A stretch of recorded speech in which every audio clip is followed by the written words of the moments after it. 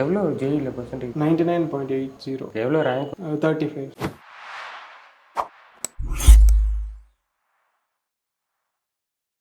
சின்ன வயசுலேருந்தே ஒரு பெரிய கனவு பிள்ளைய ஆர்கிடெக்சர் படிக்க வைக்கணும்னு சொல்லி எப்பொழுதுமே ஒரு சரியான வழிகாட்டுதல் இருக்கணும் இல்லையா. ஒரு விளக்கெறியுதுன்னா ஒரு தூண்டுகோல் வேணும். அந்த தூண்டுகோலாக நான் நேரம் வகுப்பை தான் நான் சொல்ல முடியும். குடியாத்த மாதிரியான ஒரு ஊரில் ஆர்கிடெக்சருக்கு கோச்சிங்லாம் எதுவுமே கிடையாது. வெள்ளூரில் கூட எதுவும் இல்லை. நாங்கள் தேடி பார்த்த வரைக்கும் எனக்கு எதுவும் கிடைக்கல. செம்பினா சோஷியல் மீடியாவில் கண்டுபிடிச்சது தான் உங்கள் நேரம் வகுப்பை பற்றி ஒரு நாள் என்கிட்ட சொன்னான்.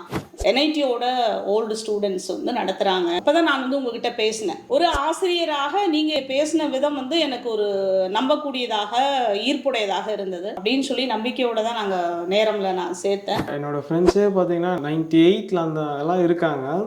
ஸோ இப்போ நான் ப்ரிப்பேர் பண்ணியிருந்தேன்னா அந்த லெவல் தான் என்னால் வந்திருக்க முடியும். இப்போது நேரமிஸ்ட்ரேஷன் இப்போ 99.8 எடுத்தது அவங்க தான் மெயினாக லெக்சர்ஸ் இருந்தாலும் சரி இருந்தாலுமே ஈஸியாக கம்ஃபர்டபுளாக எடுக்க முடியுது அந்த ஸ்கோரை. ரொம்ப பெரிய மகிழ்ச்சி எனக்கு. ரிசல்ட்டு வந்துருச்சு, நீங்கள் தான் அவனுக்கு மெசேஜ் பண்ணீங்கன்னு நினைக்கிறேன். அவன் பார்த்து சொன்னான்.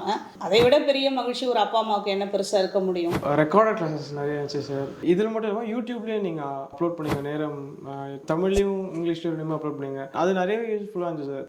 கிளாஸஸ் மட்டும் இல்லாமல் அப்ளிகேஷன் ஜோசால் அப்ளை பண்ணுறது அதெல்லாம் நிறைய இருந்துச்சு. செமினார்ஸ் நீங்கள் ஸ்டூடெண்ட்ஸை கண்டக்ட் பண்ண சொல்லிங்க.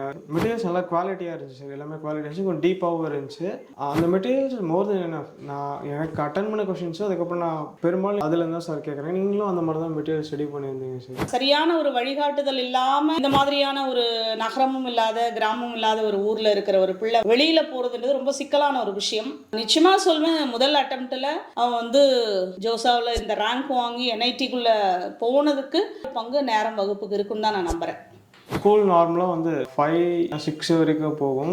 நேரம் கிளாஸஸ் எனக்கு 6:30 7 o'clock தான் இருக்கும். இது ஆஃப்லைனாக இருந்தால் அதுக்கு நான் முன்னாடி வரணும், அதை நான் ப்ரிப்பேர் பண்ணணும், அது கொஞ்சம் ரிஃப்ரெஷ் ஆகணும். இப்போ கிளாஸஸ் எக்ஸ்டெண்ட் பண்ணணும், கொஞ்சம் நைட்டு இன்னைக்கு கொஞ்சம் எக்ஸ்டெண்ட் பண்ணணும்னா ஈஸியாக எக்ஸ்டெண்ட் பண்ணிக்கலாம்.